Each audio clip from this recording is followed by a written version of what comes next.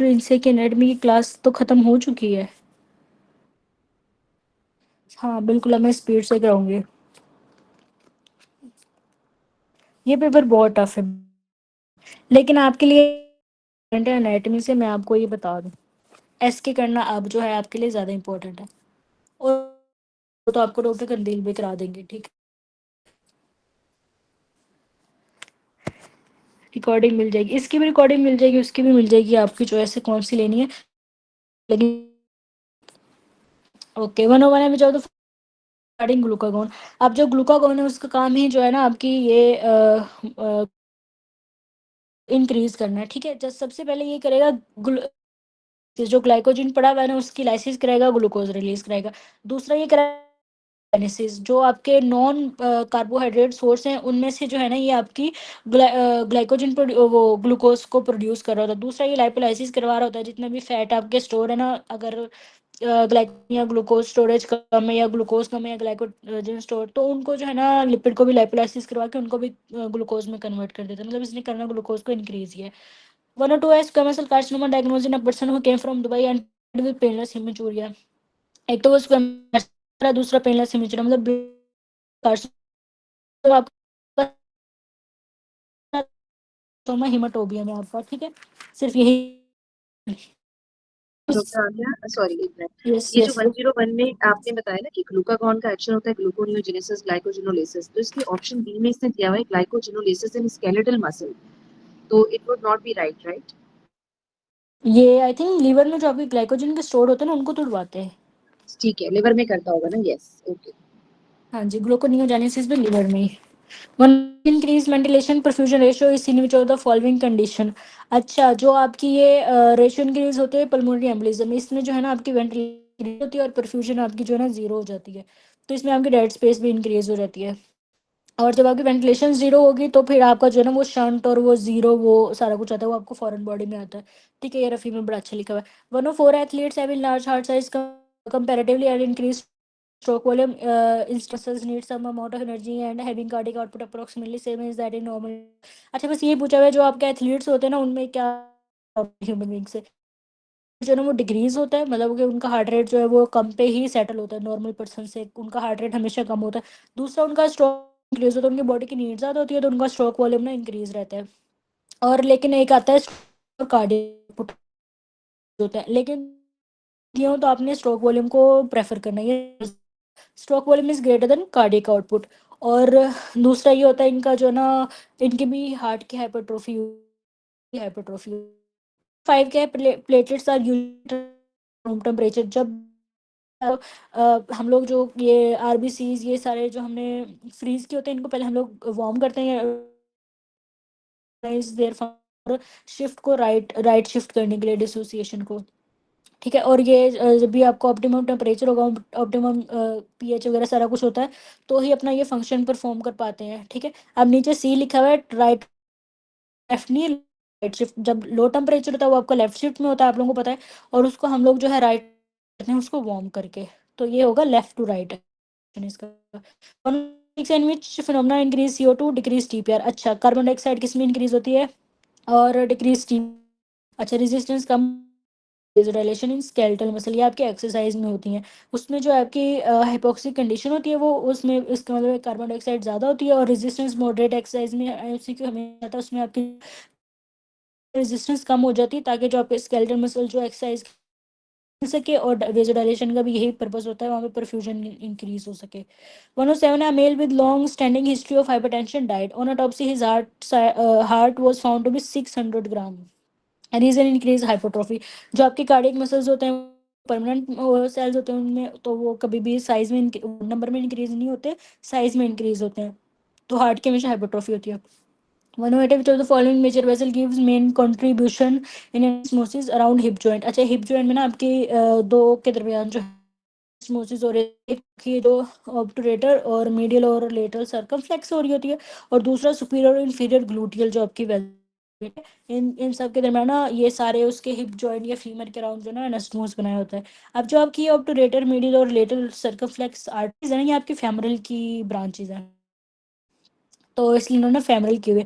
अब लेकिन इधर इंटरनल आइलिएक भी ठीक है, जो आपकी सुपीरियर और इंफीरियर ग्लूटी की, लेकिन उन्होंने पूछा है मेजर, ठीक है, आपकी मीडियल और लेटेस्ट सर्कमफ्लेक्स होती है।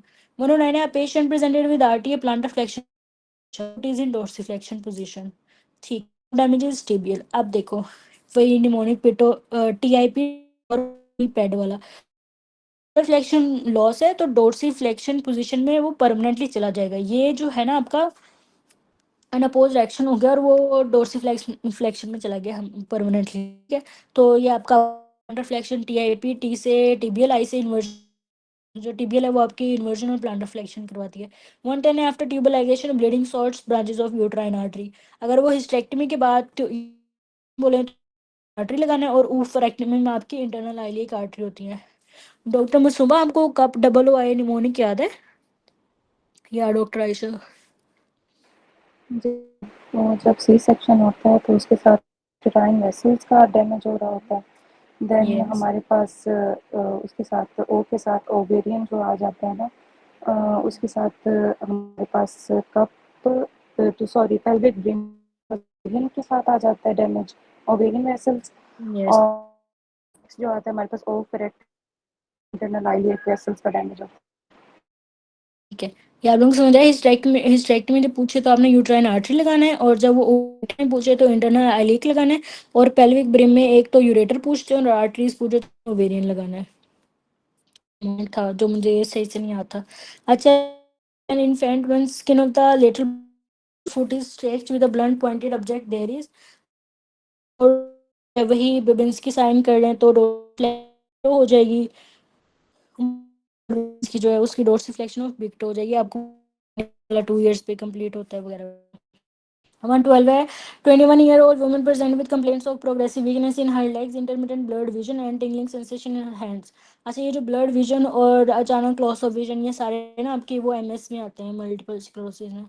अच्छा, past few months neurological examination reveal bilateral optic neuritis, ये भी आपका एमएस में आता है, optic neuritis, weakness and exaggerated reflex में नहीं होते, लेकिन वो एक स्पेज़म में होता है, तो उससे आपको बस एक लगता है कि शायद एक्सजैजरेटेड रिफ्लेक्स है, अदरवाइज इसमें डिक्रीज ही होते हैं। तो व्हाट इज लाइकली बाकी सारे सिम्टम आपके ना एमएस वाले हैं। 113 है, abdominal aortic aneurysm surgery is being done on a patient, surgeon sees a structure crossing right common iliac artery which are the following structure। अच्छा, आपकी जो कॉमन आर्टरी होती है और वो बाइफरकेट, फिर वो जब राइट और लेफ्ट इंटरनल वो इलियक में जाती है ना, तो उसके आगे से यूरेटर जा रहा होता है दोनों के, तो मतलब यूरेटर पिक्चर देखोगे उसकी तो बाइफरकेशन हो रही होती है और यूरेटर उसके आगे से गुजर रहा होता है, तो यूरेटर पास कर रहा होता है, ऊपर से आ रहा होता है। 114 है, refer from uterine colic is felt in thigh due to the involvement genitofemoral. ये आपको पता है लोइन एंड ग्रोइन में जो आपकी इलियो हाइपोगैस्ट्रिक और इलियो इंग्वाइनल से जाती है, और जो आपकी थाई और टेस्टिकल में जाती है वो आपकी जेनेटोफेमरल नर्व से जाती है। अच्छा, 115 है आपका chi square use to measure statistical analysis. अच्छा, अब ये एक तो काई स्क्वायर का आता है, ये टू टू टेबल होता है इसका, और काई स्क्वायर का आपका आ रहा होता है कि ये जो है कैटेगोरिकल डाटा के लिए होता है, और जो अब इधर इन्होंने दिया हुआ है वो स्टैटिस्टिकल, ठीक है। तो इसका जो मेन जो हम लोग काई स्क्वायर का फंक्शन यूज क्यों करते हैं, वो statistical method of fit between observed and those hypothetical. देखेंगे कि जो हमने एक एक हाइपोथेटिकल एक हमारे पास डाटा है, और एक जो हमने ऑब्जर्व किया है, तो जो है गुडनेस है या जो कहाँ तक वो ठीक है स्टैटिकली, बस ये इसलिए का स्क्वायर होता है। अल्लाह जाने कौन लोग कम्युनिटी क्या पढ़ते हैं। तो ये आपका का स्क्वायर 2/2 और स्टैटिस्टिकल एनालिसिस।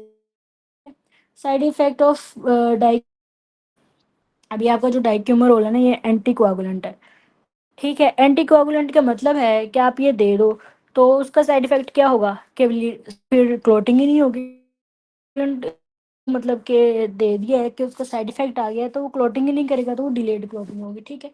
तो डाइक्यूमरोल का साइड इफेक्ट होता है डिलेड क्लोटिंग, तो इसमें जो है ना आपका पीटी टाइम इंक्रीज हो जाता है और increase bleeding time.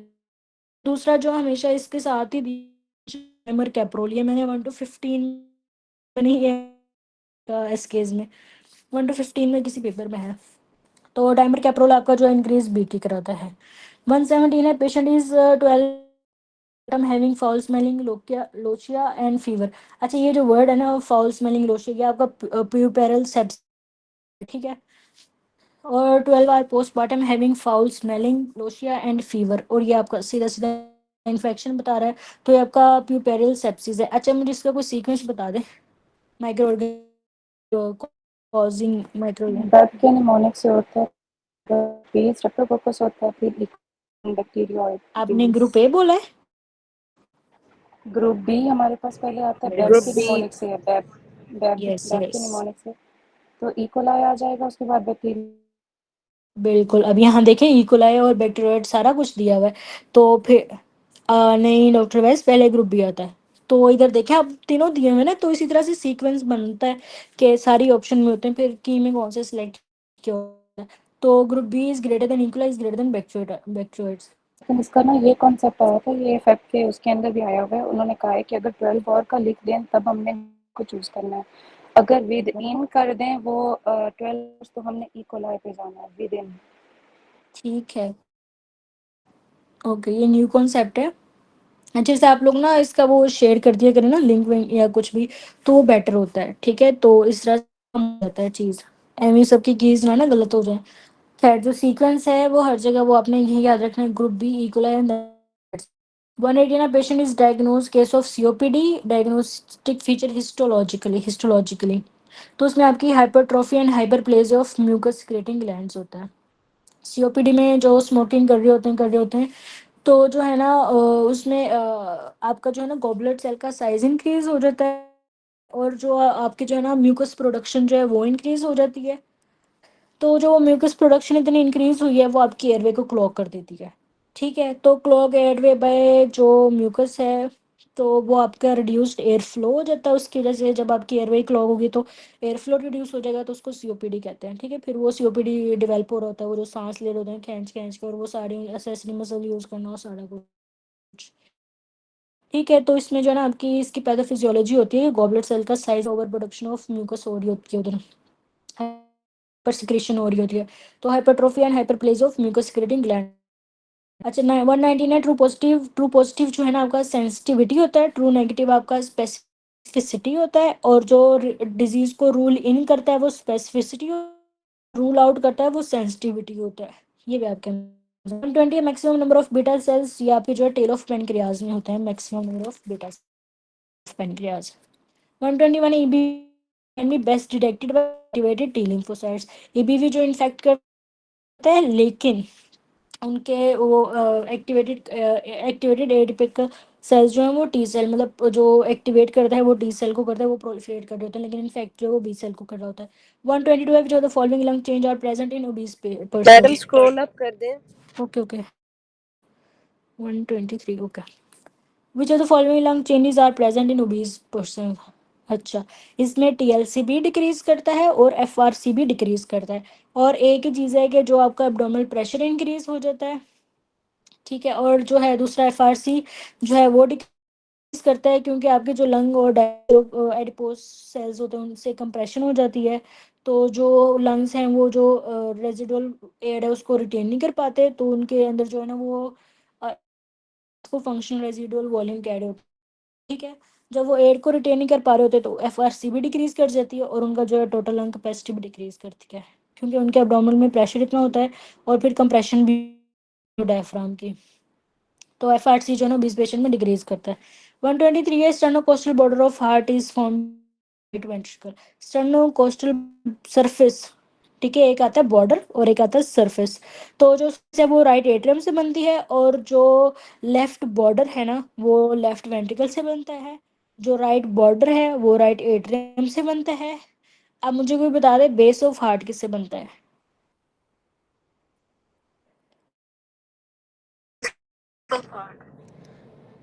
No, 100 left rupees atrium. वापस। यस लेफ्ट एट्रियम, बिल्कुल। लेफ्ट एट्रियम से जो है ना, नहीं वेंट्रिकल नहीं, लेफ्ट बन रहा होता है बेस ऑफ हार्ट, क्योंकि अपेक्स नीज होती है लेफ्ट वेंट्रिकल से वो बनती है, तो ऊपर जो है वो फिर बेस हो जाएगा, कॉन शेप्ड होता है ना क्योंकि। अच्छा 124 है मैकेनिज्म ऑफ कैंसर फॉर्मेशन। आपको पता है कैंसर का एक ही है कि इनिशिएटर ने आना है, परमानेंट डीएनए डैमेज करना है, प्रमोटर्स ने आना है और उन्हें प्रोलिफरेशन कराने देनी है, और डैमेज की और कंट्रोल्ड ग्रोथ हो जानी है। followed by promoter causing carcinoma. 125 है lady with recurrent abortions which test should be done. अच्छा recurrent abortion हमेशा जो है ना एंटी फोस्फोलिपिड लिपिड सिंड्रोम के लिए दिया होता है, ठीक है, और वो जो है ना आपका एसएलई से जो है लिंक्ड होता है। तो और आपको पता है ये उसमें लिखा हुआ है रफ़ी में, तो इसके अंदर जो है ना 3 एंटीबॉडीज़ होते हैं जिनको टेस्ट कराते हैं एंटी फॉस्फोलिपिड में। तो वो 3 किसी को याद है टेस्ट जिनकी करा जो हम लोग देख रहे होते हैं डायग्नोसिस के लिए 3 एंटीबॉडीज़? वो मैम लिखी हुई है। एंटीकार्डियोलिपिन, एक हाँ लुपस लिखी हुई है इधर, लुपस एंटीकार्डियोलिपिन और एंटीकोगुलेंट नहीं, एंटीकोगुलेंट नहीं, lupus anticoagulant. ANA, no, anti beta 2 antibody, lupus anticoagulant, anticardio ठीक है। 126 है अगर presented with non resting tremor. एक तो था आपका रेस्टिंग पे जो ट्रेमर चल रहे होते हैं, ठीक है, वो अल्जाइमर में, पार्किंसन में, तो अल्जाइमर में होता है, पार्किंसन में आपके रेस्टिंग ट्रेमर्स होते हैं वो सब्सटेंशियल नाइग्रा की वजह से। और नॉन रेस्टिंग का मतलब है कि जब आप कोई वर्ड करोगे इंटेंशनली तो होंगे, तो आपके ज़ाहिर सेरिबेलम में होते हैं। Resting tremor lesion in substantial nigra जो पार्किंसन में होते हैं, नॉन रेस्टिंग ट्रेमर इंटेंशनल जो है वो आपके सेरिबेलम में होते हैं। निस्टैग्मस जो है आपका फ्लोकोनोडुलर लोब जो है सेरिबेलम का जो है वो निस्टैग्मस के लिए ही रिस्पॉन्सिबल होता है, तो उसके लिए आपने फ्लोकोनोडुलर लोब चूज़ करना है। Which of the following is a pain mediator. तो ब्रेडिकाइनिन आपका जो है पेन, अगर पेन ना के फर्स्ट आपका जो मीडिएटर पूछो तो आपने, अगर वो पेन का कहें तो आपने ब्रेडिकाइनिन लगाना है, ए और बी दोनों, ठीक है, इसमें सीक्वेंस आ जाता है तो bradykinin is greater then prostaglandin. Which of the following true regarding visual pleura. अच्छा, जो आपका विजुअल प्लूरा लंग्स का विजुअल वाला वो supply carried by lung nervous.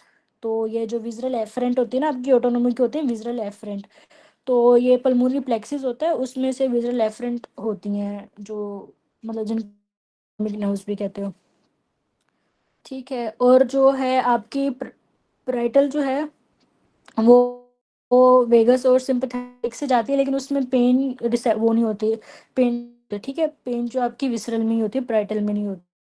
तो जो आपकी प्राइटल है वो आपकी विजरल एफरेंट आ जाए या लंग ऑटोनोमिक नर्व्स आ जाएं, तो आपने वो चूज़ कर लेना है। मल्टीपल डिस्ट्रीब्यूशन कम में तीनों इक्वल होते हैं, mean median and mode central tendency वाले तीनों नॉर्मल डिस्ट्रीब्यूशन में इक्वल होते हैं। 131 है blood is transfuse, patient transfuse blood will go first into, अच्छा हम लोग आपको पता है ये आईवी लगा के दे रहे होते हैं ब्लड, तो सबसे पहले वो आपके वीनस सिस्टम, फिर आपके उसमें वेन्स, सिस्टेमिक जो सिस्टेमिक सर्कुलेशन उसमें चला जाता है, तो veins and venules. Which part of intestine thick loop with less mesentery fat and long vasa recta. और इसकी मैंने लॉन्ग वाजर रेक्टा देके मैं तो जेजनम लगा देती थी, ठीक है। ये देखें, ये जो है ना ये बड़ी ये लंबी लंबी लाइन है, ये वाजर रेक्टा होती है, आर्कुएट आर्टरीज के बाद जो निकलती है ना वो वाजर रेक्टा होती है, ठीक है। तो ये थोड़ा सा डिफरेंस लिखा हुआ है, वाजर रेक्टा आपको पता होना चाहिए जेजनम में होता है। अच्छा, 133 है behavioural change in society by पियर्ड सीडर। अच्छा, बिहेवियरल चेंजेस पियर्ड सीडर, पियर्ड सीडर क्या होता है, एक आपकी सोसाइटी में लीडर जिसको देख के ना जो बाकी के लोग हैं वो अपना बिहेवियर अडेप्ट कर ले, चीज़ को कहते हैं पियर सीडर, कि किसी को देख के स्पेशल को देख के या किसी लीडर को देख के उसके बिहेवियर को देख के उसके सारा कुछ देख के ना अपने आप में वो अडेप्ट कर लेना, ठीक है। 134 है atopic asthma IgE reacts in alveoli with mast cells. जो भी आपको पता है जो एस्थमा ये भी आपका एनाफिलेक्टिक मास्ट सेल्स जो है उसके साथ रिएक्ट करता है और हिस्टामिन रिलीज होता है और फिर वो ब्रोंको कंस्ट्रिक्शन वो सारे सिम्टम्स आ रही होते हैं, तो Ig reacts with mast cell asthma में जो है ना आपने मास्ट सेल्स चूज करना है। 135 है which of the following is true about plasma protein, exert oncotic pressure of 25 mmHg। ये रट्टा है, मैंने इसको इस तरह लगाया हुआ है पी से प्लाज्मा पी से 25, ठीक है, प्लाज्मा प्रेशर 25 25 mmHg, पी से प्लाज्मा पी से 25, तो आपने इसको इस तरह से याद रखना है। अच्छा, patient presented with increase BP up to 180 100 renin is increase on investigation which of the following is defective. हो रहा है तो आपको पता है जेजी सेल्स आपके रेनिन प्रोड्यूस करते हैं, रेनिन का डिफेक्ट है तो मतलब आपके जेजी सेल्स में डिफेक्ट है, ओवर प्रोडक्शन हो रही है आपके रेनिन को, रेनिन सिस्टम सारा चल पड़ेगा और आपका जो है बीपी इंक्रीज हो जाएगा, क्योंकि इसका पूरा जो मोटिव होता है पीछे रेनिन एंजियोटेंसिन सिस्टम वो इंक्रीज करना ही होता है। 137 है adult polycystic kidney disease, mode of transmission autosomal, इस तरह याद कर लो, डोमिनेंट होते हैं और बच्चे जो हैं वो रिसेसिव होते हैं। तो जो आपका होती है ऑटोसोमल डोमिनेंट अडल्ट में होती है, वो ऑटोसोमल डोमिनेंट होते हैं, मतलब पॉलीसिस्टिक जो है वो अडल्ट में डोमिनेंट होती है और बच्चों में रिसेसिव वाली होती है। 138 है earliest sign of reversible cell injury hydropic change, जो रिवर्सिबल सेल इंजरी में सबसे पहले चेंज होता है कि वो स्वेल अप सेल आपको स्वेल हो जाता है, ठीक है, और जब वो जो वाटर बाहर निकलता है तो हाइड्रोप चेंजेस जो है ना सबसे पहले मतलब earliest sign of reversible cell injury hydropic, बस इसमें यही होना होता है कि स्वेल हो जाता है और फिर वाटर बाहर आ जाता है, और जो रिवर्सिबल है उसमें वो सारा जो है सारे स्टेप्स चलते हैं। Cell was on microscopic examination large amorphous mitochondrial densities, ये माइटोकॉन्ड्रियल डेंसिटीज का मतलब यही वर्ड लिखा होता है तो आपने इरिवर्सिबल सेल इंजरी लगाना है। 140 a boy continuously failing in an exam, he is doing anger to his parent, this type of defense mechanism is displacement, जो डिस्प्लेसमेंट है वो आपका डिफेंस मैकेनिज्म है, ये आपका ग्रीफ को ना आप लोग ग्रीफ वगैरह को इमोशंस के थ्रू जो है वो निकाल रहे होते हैं, जैसे एक बॉय पे निकाला तो वो उसको जवाब नहीं दे सकता, ठीक है, ये डिस्प्लेसमेंट है, तो वो आपके बाद में अपने होते हैं, ठीक है, तो ये सारा ना डिस्प्लेसमेंट है ऑफ एंगर, इस तरह से है, का गुस्सा कहीं पे निकाल रहे होते हैं, एक तरह से ही है। 141 है patient presented with heat intolerance diarrhoea on and off associated with being एशन, अच्छा investigation T3 T4 increase, okay TSH decrease, hyperthyroidism लिखा हुआ एंड TSI, अच्छा, तो TSI होता है आपका थायराइड स्टिमुलेटिंग हार्मोन। अब मैं आपको कॉन्सेप्ट क्लियर करने लगी हूँ। ऑटोइम्यून जो आपकी थायराइड की होती है ना वो दो होती हैं, एक हाशिमोटो की ऑटोइम्यून है और दूसरी आपकी जो है ये ग्रेव्स, ये भी ऑटोइम्यून है, लेकिन हाशिमोटो है वो हाइपोथायराइड, जो ये ग्रेव्स है ये आपकी हाइपरथायराइडिज्म है। क्यों? क्योंकि जो आप हाशिमोटो उसमें डिस्ट्रक्टिव एंटीबॉडीज बन रही होती हैं और वो हाशिमोटो वो उसको थायराइड को डिस्ट्रॉय कर रही होती हैं, वो हार्मोन नहीं बन पा रहा होता, ठीक है, वो तो वगैरह, तो वो डिस्ट्रक्टिव किस्म की होती है तो इसलिए वो हाइपोथायराइडिज्म होती है। इसमें जो आपको ऑटोइम्यून वो स्टिमुलेटिंग होती है, ठीक है, उसमें जो है आपके थायराइड स्टिम वो क्या कहते हैं थायराइड स्टिमुलेट, उसमें जो है हाइपरथायराइडिज्म की सारी सिम्टम्स आ रही होते हैं, तो ये आपका ग्रेव्स होता है, ठीक है। अच्छा, समझाया, दोनों ऑटोइम्यून है लेकिन एक में डिस्ट्रक्टिव एंटीबॉडी बन रही है और एक में स्टिमुलेटिंग। अच्छा 142 है patient presented with heat intolerance weight loss and anxiety test to be done, अच्छा ये TSH एंड फ्री T4, बस टेस्ट जो है वो TSH होता है तो आप TSH तो उसको चूज कर लो, इधर ये TSH and free T4 choose कर लो। हाइपरथायराइडिज्म की ये सिम्टम्स दिए हुए हैं मैंने सारे। 143 and 18 year is brought to the hospital in an altered sensorium, okay, he's talking slow होगा, शैलो ब्रीदिंग है, okay shallow breathing was fruity smell, ये वैसे डीके के एबीजीज में एसिडोसिस है, यूरिन कीटोन्स पॉजिटिव हैं, ओके व्हाट इज ये DK आपका यूरिन कीटोन्स वगैरह।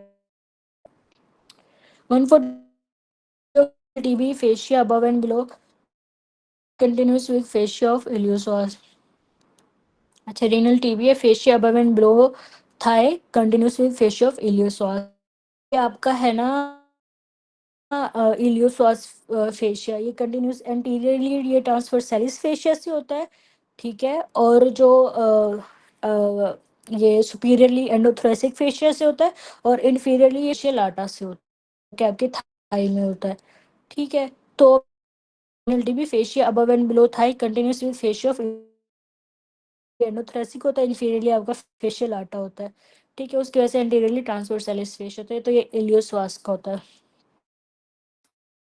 अच्छा 145 है histology shows tubular structure okay with pseudo stratified epithelium, ठीक है, pseudo stratified and thick layered muscular wall, ठीक है, सर्विस की होती है आपकी स्ट्रेटिफाइड स्क्वेमस, वो भी नहीं है, और जो आपकी डेक्टस डेफरेंस की होती है सूडो स्ट्रैटिफाइड होती है, और आपने उस दिन हमने पढ़ा था सेवेनिफेरस सूडो सूडो स्ट्रैटिफाइड।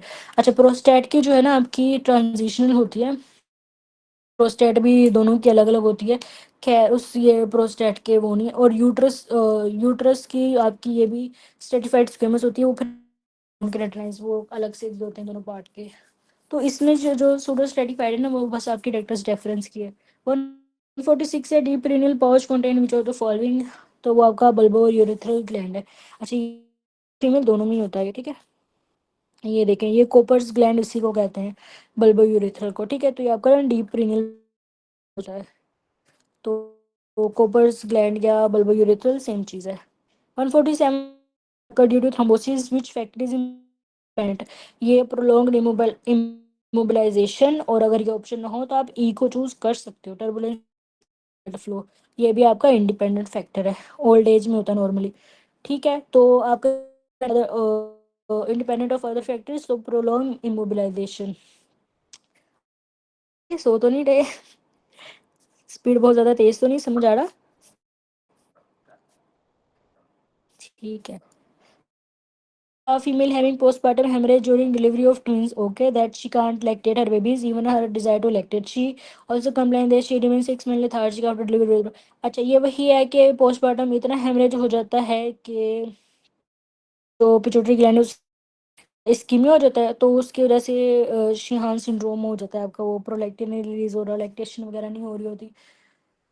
अच्छा, और आप मुझे बताइए, तो शिहान सिंड्रोम हो गया, क्या चेंजेस आते हैं उसका, भी एमसीक्यू आ रहा होता है। यही पोस्टमार्टम हेमरेज जो है, तो किडनी में भी एक फाइंडिंग का ma'am acute necrosis, cortical necrosis. Yes, वो भी होता है। एक और भी से हम रीनल फेलियर भी लेकिन कॉर्टिकल जो है ना, एड्रीनल ग्लैंड्स की। एड्रिनल कॉर्टेक्स की एट्रोफी, क्योंकि उसके फंक्शंस वो परफॉर्म नहीं कर पा रहा था, ब्लड सप्लाई कॉम्प्रोमाइज होती है, साइज उसका फिर डिक्रीज कर जाता है, फंक्शन नहीं करेगा तो। अच्छा, 149 है, which of the following is locally malignant. Locally malignant आ जाए तो आपने BCC is greater than ameloblastoma, और वैसे अग्रेसिव पूछ वो locally covered हो, BCC is greater than एम्ब्लियोब्लास्टोमा। 150 है, patient dead on prolonged hypertension autopsy, ये प्रोलॉन्ग्ड हाइपरटेंशन है, उसका आफ्टर लोड हमेशा ज़्यादा रहता है, तो वो साइज में लेफ्ट वेंट्रिकल को ज़्यादा काम करना पड़ता है, तो वो लेफ्ट वेंट्रिकल हाइपरट्रोफी। अच्छा, 151 है, oocyte at ovulation in which of the following, तो सेकेंडरी ओवोसाइट, ये हम लोगों ने वो पढ़ा था फीमेल रिप्रोडक्टिव साइकिल, तो सेकेंडरी ओवोसाइट जो है ना, तो वो आपका सेकेंडरी ओवोसाइट होता है। अच्छा, 152 है, patient after 2 litre of blood which of the following will occur. 2 litre of blood loss हुआ है, ठीक है, प्लीज वेनस स्टोन होती है। जब भी आपका ब्लड लॉस हो, पहले जो है ना आपकी वेजो कंस्ट्रिक्शन होती है, सबसे पहला स्टेप हमेशा यही है, स्पेशली अगर ब्लड लॉस वगैरह होता है। बाकी इसमें इंक्रीज हार्ट और स्लाइड सिस्टम, स्लाइड तो नहीं, लेकिन एक्टिवेशन ऑफ सिंपैथेटिक सिस्टम भी आपकी होती है, ठीक है। लेकिन जो सबसे पहले होता है ना आपका, वो वेजो कंस्ट्रिक्शन होती है, इंक्रीज वेनस स्टोन होती है। ये पूरा हमेशा वो पूरा साइकिल होता है ना, तो वो स्टेप वाइज ही पूछ रहे होते हैं बाद कौन सा होगा, ठीक है। अदरवाइज ऑप्शंस मोस्टली मल्टीपल ठीक होते हैं इसमें। तो सबसे पहले वेजो कंस्ट्रिक्शन होते हैं, तो ठीक है, यंग एज है, वैक्सीनेशन या आईटीपी में दोनों चीज़ें दी होती हैं। लेकिन हम आगे देख लेते हैं, 2 week back rash all over body, पटिक उसका मतलब रैश है, fever and okay, large platelets, ये जो मेगा करियोसाइट और प्लस डिक्रीज टीटीपी में ही होते हैं। और अगर टीटीपी भी होगा तो उसका पेंटार्ड जो होता है सीएनएस के सिम्टम्स में दिए होंगे, एसएलई में तो बिल्कुल भी ये सिम्टम्स नहीं होते, डीआईसी में भी नहीं होते, उसमें आपके सारा कुछ एपीटीटी वो सारा का मतलब हर वो रे और है उसमें बस आपका नॉर्मल और जाइंट प्लेटलेट उसमें होता है, लेकिन उसमें प्लेटलेट का ना इतना कम नंबर नहीं होता जितना आईटीपी में होता है। अच्छा, 154 बहुत बड़ा scenario, you are part of committee in a hospital where an elderly has been release to decrease the risk of DVT in high risk patients on ward. अच्छा, 1 ward contain 3 medical unit, beds and form in field, and it was noticed that the was from 58 to 78. Okay, DBT का chance जो पहले से अब बढ़ गया है।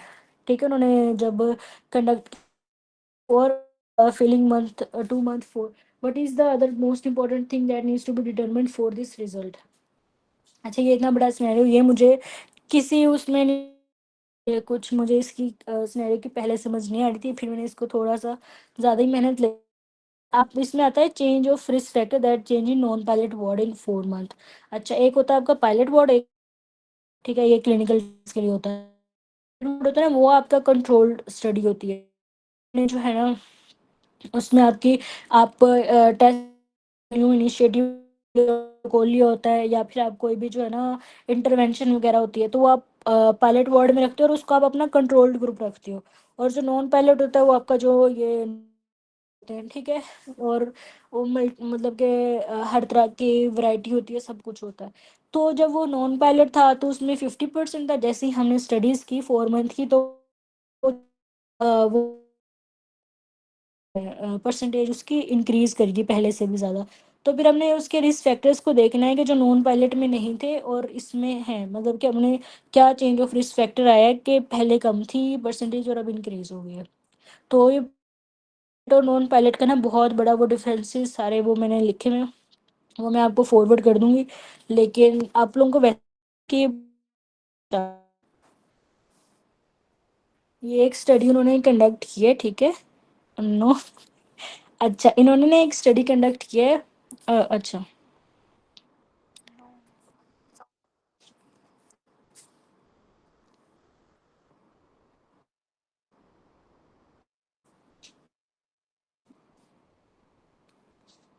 अच्छा, किसी, अच्छा, इन्होंने ना इसमें जो मुझे इसमें से क्वेश्चन में से मैंने बार बार पढ़ा, मुझे समझ आया डीवीटी का रिस्क हाई रिस्क पेशेंट्स देखने के लिए के कितने पेशेंट्स में होता है।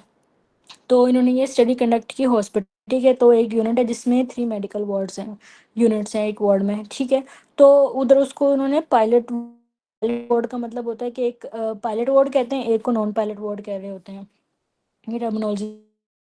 जो पायलट वार्ड होता है ना, आपको पता है, एक आपका कंट्रोल्ड ग्रुप होता है हमेशा स्टडीज़ में, जिसमें आपने अपना कंट्रोल्ड इन्वायरमेंट दिया होता है, बिल्कुल कंट्रोल्ड वो दी होती हैं जो भी आपने स्टडी करनी। और जो एक नॉन पायलट होता है उसमें आपका कंट्रोल्ड वो कंडीशंस नहीं होती हैं, उसमें पूरी वैरायटी होती है, सब कुछ होता है, वो ओपन टू एवरीथिंग होता है, मतलब उसमें कुछ भी वैरायटी आ सकती है, रिजल्ट आ सकते हैं, वो आप कंट्रोल नहीं कर रहे हो। और जो आपका उसमें आप जो है ना कंडीशंस दे मर्जी से, मतलब कि जो आपने स्टडी करनी होती है, यार ये पढ़ा तो था कम्युनिटी में। अच्छा, तो वो आपका जो है ना ग्रुप होता है, वो इसको कहते हैं पायलट वार्ड के। डीवीटी के चांसेस जो हैं, वो जो परसेंटेज है, जब वो नॉन पायलट था में, तो वो 58% उनका था। उन्होंने फॉर्म फिल करवाया ये, और जो है वो आफ्टर 4 मंथ्स परसेंटेज है वो रेज कर गई, पहले से भी ज़्यादा केसेस हो गए। तो अब उन्होंने ये देखना है कि जो उनके नॉन पायलट वार्ड में 4 मंथ पहले जो है, ठीक, अरे ये वो कह रहे थे स्क्रोल का, आई थिंक। तो 4 मंथ पहले जो उनके रिस्क फैक्टर्स थे, तो वो आई थिंक मुझसे स्टडी करना चाहिए कि वो इंक्रीज कैसे कर गए। तो उन्होंने चेंज कर देखेंगे दैट क्या चेंज किया था पायलट वार्ड में जो कि नॉन पायलट में नहीं था, मतलब जो हमने रिस्क फैक्टर चेंज किया तब हम उसको देखेंगे इसके पायलट वाले वार्ड में, मतलब जो कंट्रोल्ड वार्ड था। कुछ समझ आया?